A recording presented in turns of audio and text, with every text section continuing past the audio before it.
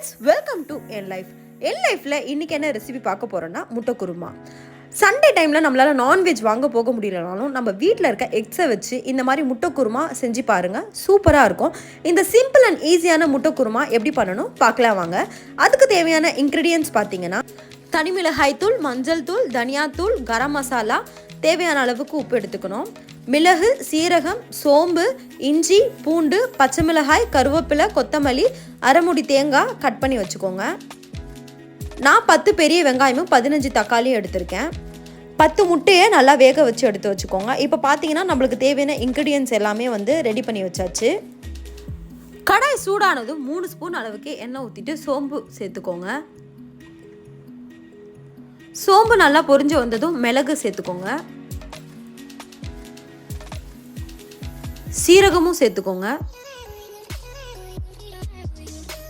மிளகு, சீரகம், சோம்பு நல்லா பொரிஞ்சு வந்ததுக்கப்புறம் இஞ்சி சேர்த்துக்கோங்க. பூண்டு ஆட் பண்ணிக்கோங்க. நல்லா வதக்கி விட்டுட்டே இருக்கணும். இப்போ நம்ம கட் பண்ணி வச்சிருக்க அரைமுடி தேங்காவை ஆட் பண்ணிடுங்க.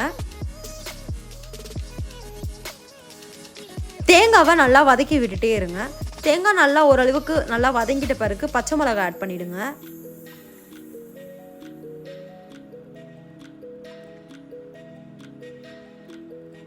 இப்போ நம்ம கட் பண்ணி வச்சிருக்க வெங்காயத்தை ஆட் பண்ணிடுங்க.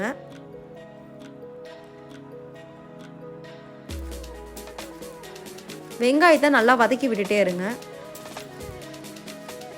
தேவையான அளவுக்கு உப்பு சேர்த்துக்கோங்க. வெங்காயத்தை நல்லா வதக்கி விட்டுட்டே இருங்க. இப்போ பாருங்கள், வெங்காயம் நல்லா வதங்கிடுச்சு. இப்போ நம்ம கட் பண்ணி வச்சுருக்க தக்காளியை ஆட் பண்ணிக்கோங்க.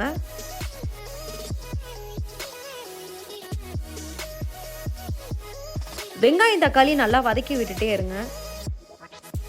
ஒரு 10 to 15 மினிட்ஸ்க்குள்ளே வெங்காயம் தக்காளி நல்லா வதங்கிடும்.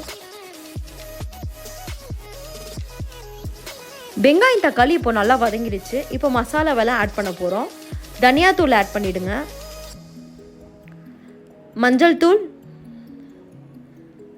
கரம் மசாலா, தனி மிளகாய் தூள், காரம் உங்களுக்கு தேவையான அளவுக்கு சேர்த்துக்கோங்க. நாங்கள் குழம்பு மிளகாய் தூள் லைட்டாக ஆட் பண்ணிக்கிட்டோம்.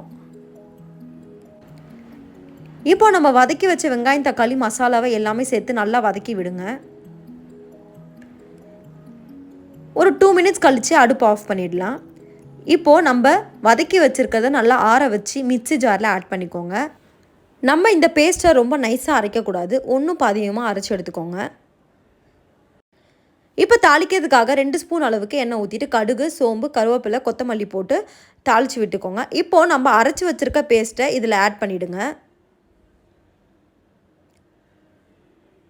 கொஞ்சம் நல்லா வதக்கி விட்டுட்ட பிறகு தண்ணி ஆட் பண்ணிக்கோங்க. தேவையான அளவுக்கு சால்ட் போட்டுக்கோங்க. இப்போ பார்த்தீங்கன்னா நம்ம குருமாக்கான கிரேவி ரெடி ஆகிடுச்சு. தேவையான அளவுக்கு தண்ணி ஆட் பண்ணிவிட்டு ஒரு 10 to 15 மினிட்ஸ் நம்ம கிரேவியை நல்லா கொதிக்க விடுங்க. நம்ம வேக வச்ச முட்டையை நல்லா க்ளீன் பண்ணிட்ட பிறகு கத்தி இல்லைனா ஸ்பூன் வச்சு இந்த மாதிரி லைட்டாக கட் பண்ணிக்கோங்க. ரொம்ப டீப்பாக கட் பண்ணக்கூடாது. எக்ஸை நம்ம இப்படி கட் பண்ணி போடுறதுனால குருமாவும் எக்ஸும் நல்லா மிங்கிள் ஆகும். ஸோ இந்த மாதிரி கட் பண்ணி போடுங்க. இப்போ பார்த்தீங்கன்னா நம்மளோட குருமா நல்லா கொதிச்சு வந்துருச்சு.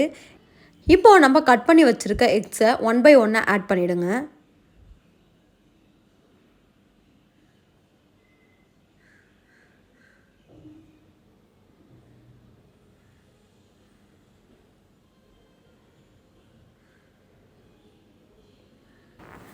எக்ஸை ஆட் பண்ணிட்ட பிறகு கரண்டி வச்சு லேசாக கிளறி விடுங்க.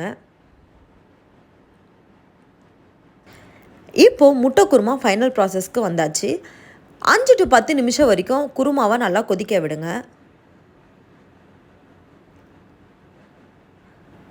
கருவேப்பிலை ஆட் பண்ணிக்கோங்க.